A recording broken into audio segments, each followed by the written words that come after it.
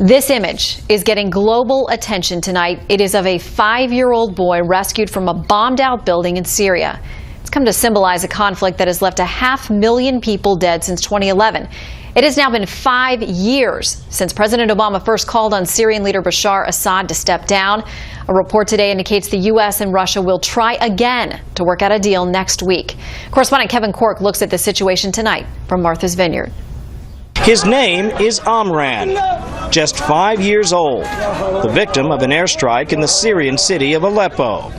The pictures are difficult to look at, even harder to imagine, but his is the face of war, a reminder of the collective failure in Syria and how little U.S. policy has done to stop it.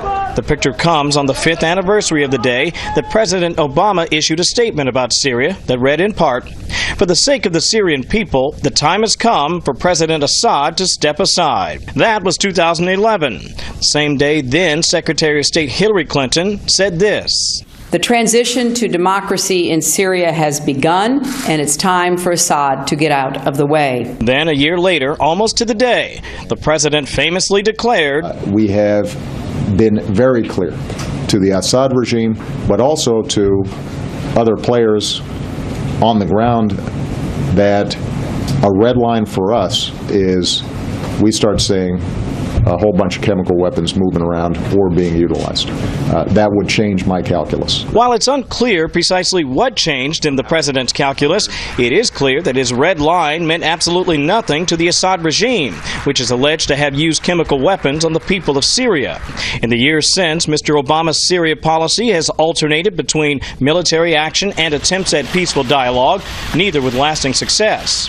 Critics believe Syria is just the latest in a series of foreign policy missteps by the president, including in Iraq, where precipitous troop reduction led to the rise of ISIS, to the calamitous leadership vacuum created in post-Gaddafi Libya, from the administration's powerless response to Russia's annexation of Crimea to its detached view of China's aggression in the South China Sea. The United States can't fix Syria. It never could. It never did. And what Syria will go down as the poster child of President Obama having policies in his head that work fine, but on the ground make no sense whatsoever. You shouldn't take away from anything I'm saying, that we're blithely standing by, ignorant of and uncaring of the suffering of the Syrian people.